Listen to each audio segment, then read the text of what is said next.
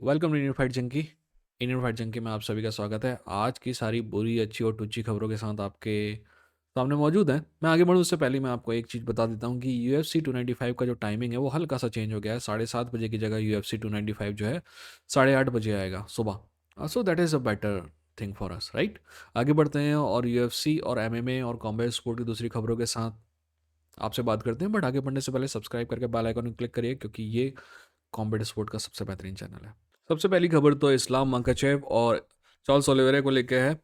जो इलाया टोपुरिया और वोल्कनास्की वाला कार्ड था वो ऑलरेडी चार्ल्स ओलिवेरा वर्सेस इस्लाम मकाचेव हो गया। मेरे को लगता है कि आपको ये खबर पहले से ही पता है ना। इस पे ज़्यादा डिटेल पे बात हम आगे करेंगे।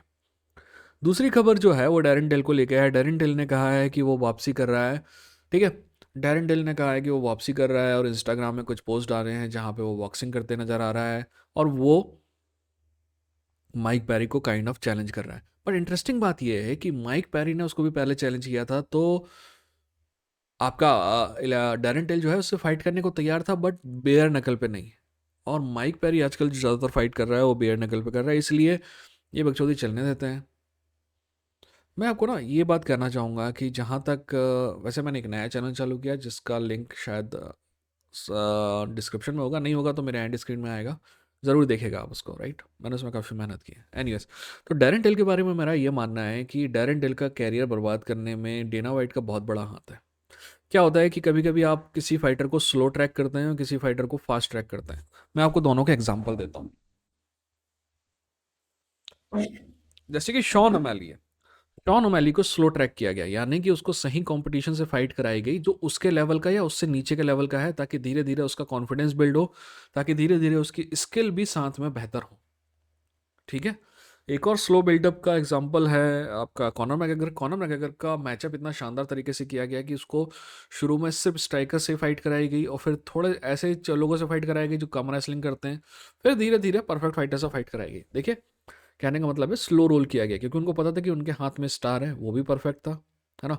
शॉन ओमैली भी स्टार बना, कॉनर मैकग्रेगर भी स्टार बना, और ऐसा ही स्टार पोटेंशियल डैरेन टिल में दिखाई दिया, क्योंकि इंग्लैंड से आने वाले खिलाड़ियों में माइकल बिस्बिंग के रिटायरमेंट के बाद कोई बड़ा प्रॉस्पेक्ट नहीं दिखाई दे रहा था, और एकदम से डैरेन टिल जो है माइकल बिस्बिंग की जगह लेने लगा। तो यूएफसी को लगा कि डैरेन टिल को स्टार बनाया जाए। डैरेन टिल की मतलब डैरेन टिल को एक ऐसी फाइट की बदौलत टाइटल शॉट दे दिया गया जहां पे मुझे नहीं लगता कि वो डिसाइसिवली जीता था। वंडर बॉय से जो फाइट है, आप जितनी बार भी देखेंगे आपको दोनों, आप दोनों साइड कर सकते हैं उसको मेजर। वंडर बॉय को भी जीत दे सकते हैं और डैरेन टिल को भी जीत सकते हैं।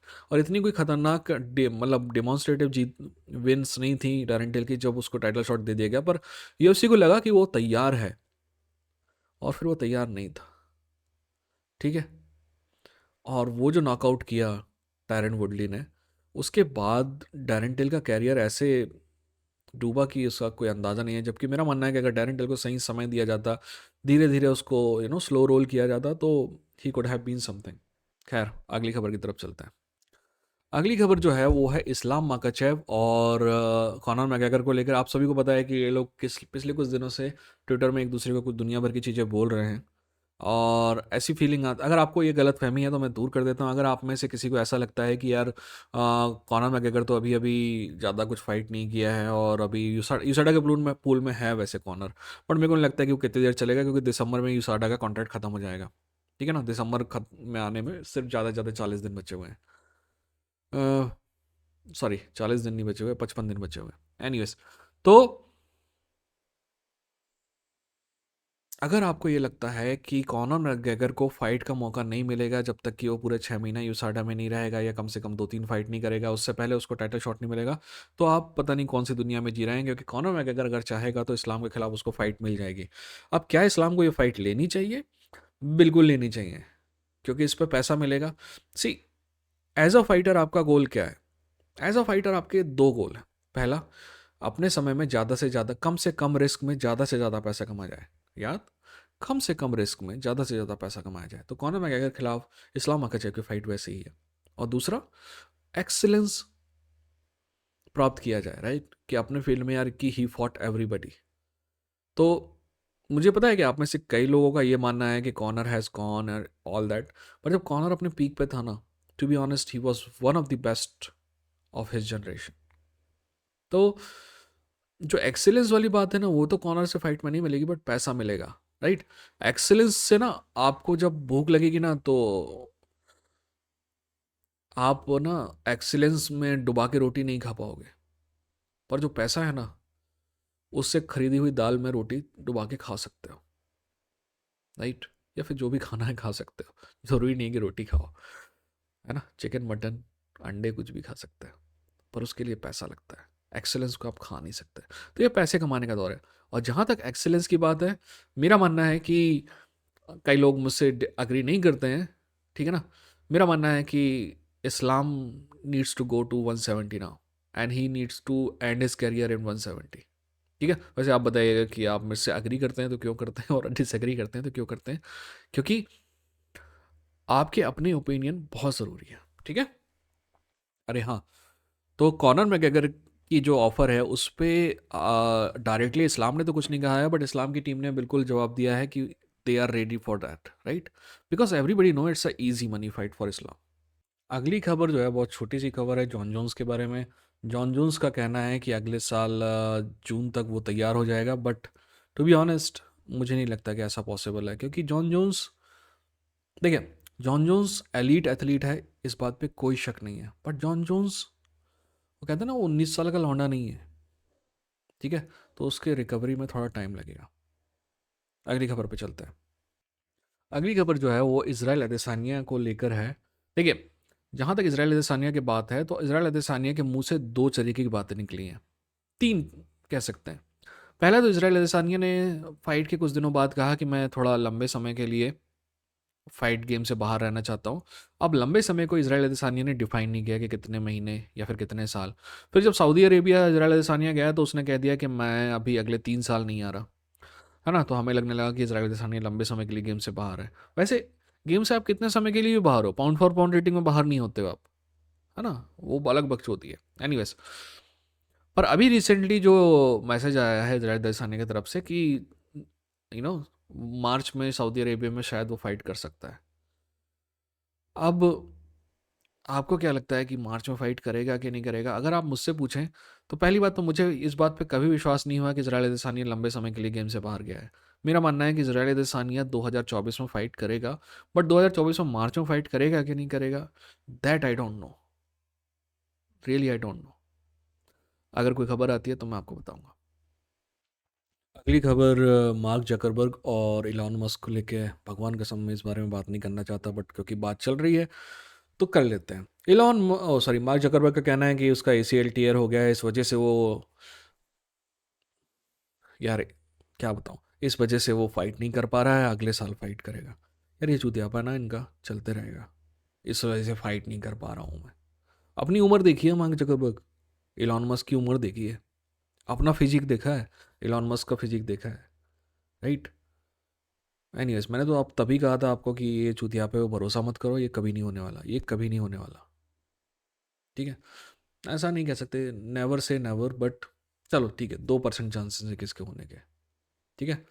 तभी मैंने यही कहा था, आज भी मेरा ये कहा है, मैं चाहता हूँ कि मैं पिटते हुए देखूँ मार्क जकरबर्ग को, कोई भी पीटे, आई डोंट केयर।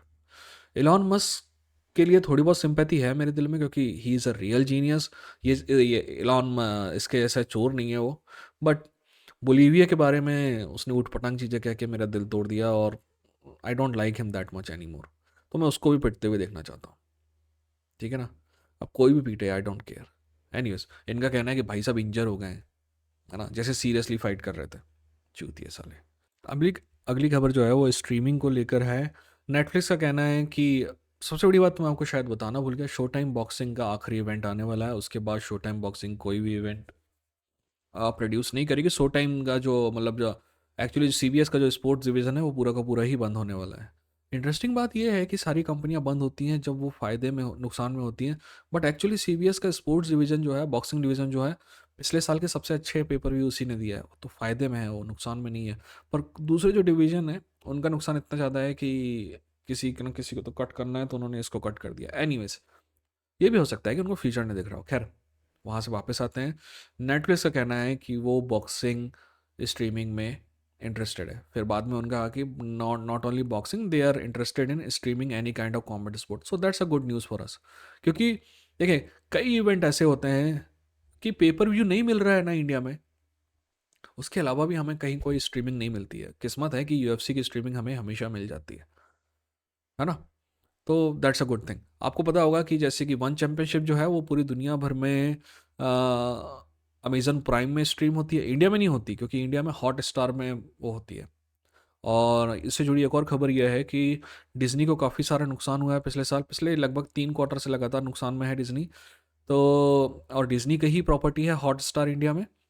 तो ऐसी बात चल रही है कि शायद अंबानी फैमिली जो है वो हॉट स्टार का बिजनेस खरीदने वाली है।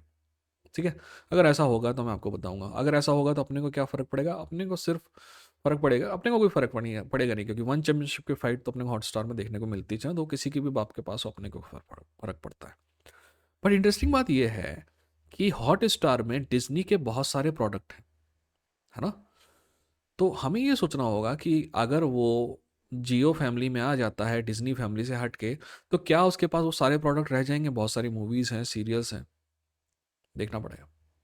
कहते आपको बता दूं मैं कि फ्रांसिस नगानो की बात दो जगह पे चल रही है, डियंटे वाइल्डर और एंथनी जोशुआ के साथ।